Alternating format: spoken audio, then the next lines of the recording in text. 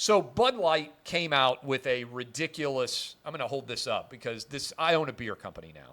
I don't know how many of you know this. I own Gratis. Me, Jay Cutler, Jason Shear, several people. We've got a beer company. It's really good beer. Bud Light came out and said that they wanted to endorse this fake woman as a spokesperson for their brand. And this chick, it's actually a dude, has only been a woman for 1 year and basically has become really popular on social media for being a woman, even though it's a dude pretending to be a woman. And my question for all of you out there, I haven't seen this question asked. I haven't even seen it debated. Why are trans men who decide to become women celebrities and almost no one knows women who decide to become men? Let me repeat that because I think a lot of you are going to sit back and say, well, this is interesting. Men who decide to become women are overwhelmingly famous, right? If you had to pick trans celebrities, like the 100 most famous trans celebrities would all be men who decide to become women. Women who decide to become men, almost no one knows them. Almost no one is aware that they hardly even exist. Why is that? I think women bear the blame for making fake women celebrities. Even though these women engage, and I use women in quotation marks, in stereotypically ridiculous female fashion, much like, to be fair, people who decide to wear blackface back in the day did, right? I think woman face is a thing. I think it is worth discussing. And if you break this down, men, I think, don't pay a lot of attention to women becoming men because they can't make sports teams. They aren't, by and large, big, strong, and fast. Men idolize, as a sex, right, men who tend to be bigger, stronger, and faster than the average man, right? There's a reason why athletes are so popular. They tend to be hyper-masculine, bigger, stronger, faster than most men. There's a reason why WrestleMania, and I'm going to get to WWE, there are not tiny, feminized men who are engaging in wrestling, right? It's alpha men, big, strong, muscular dudes competing. Special ops, if you're in the military or you are a police officer, you idolize, probably, the men who are the baddest ass involved in special ops, the door kickers, the alpha males, the Navy SEALs of the world.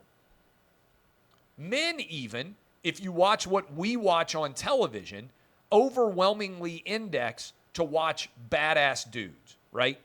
Men, if they watch television, want bigger, stronger, faster, badder ass dudes.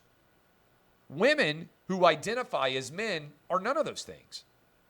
So it isn't possible for a small, wispy woman who decides to identify as a man to establish male values. And so for the most part, men just ignore women who become men, right? There aren't any famous ones.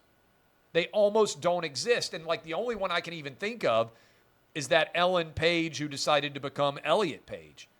And basically, that dude's acting career vanished because Juno, it's a pretty good movie, wasn't it? Back in the day, Juno's pretty good.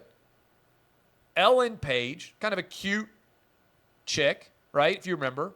Elliot Page, tiny little dude. Nobody's like, oh, my God, I got to hang out, got to go date this tiny little dude. Like, short, bald men have trouble even if they're real dudes, right? There's no, hyper masculinity associated with that. Men just mostly ignore it. Why do women, this is a good question for women. I would love to hear the answer. Why do women treat men pretending to be women as worthy of their praise and their commendation? They aren't women. They're pretending to be women. It should be offensive to women that a dude could become a woman and become a women's champion almost overnight. Why in the world would you not be offended if you're a woman by a dude getting named Woman of the Year. You aren't a woman. There are no men that used to be women being named Man of the Year. Men wouldn't stand for it. And so I look at this and I wonder, what is it about women that's making them tolerate these kind of absurdities? I mean, this fake chick went to the White House and interviewed Joe Biden. Most long-working women, that is actual female journalists, don't get to go to the White House and interview the President of the United States.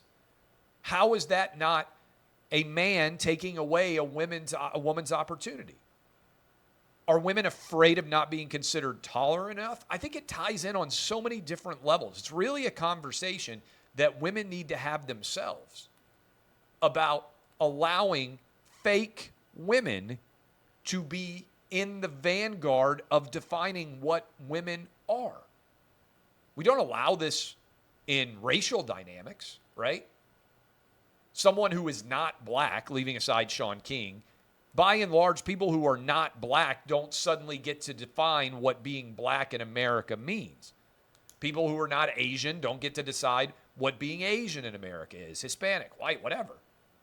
So why do we allow fake women, that is dudes, who have been men for their whole lives, to suddenly take on all of the permutations and performative aspects of being a woman? Oh, I like wearing heels. Oh, I like wearing pink.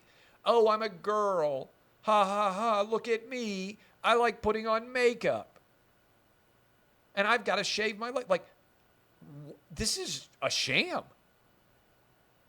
And that's why I say it's akin to blackface, because it is.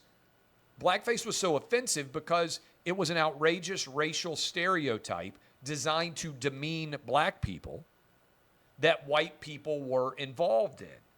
How is woman face any different? I just think it's worth contemplating. And why in the world would a beer decide that they believe that their audience wants fake women to be endorsing it? You can say, well, you're talking about it. Yeah, but it's not good for the brand. There's no different. For me, people talking about my opinions, that is the brand.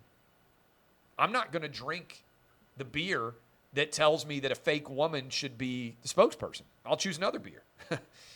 I'll choose my own beer, gratis. Encourage you guys to do so as well.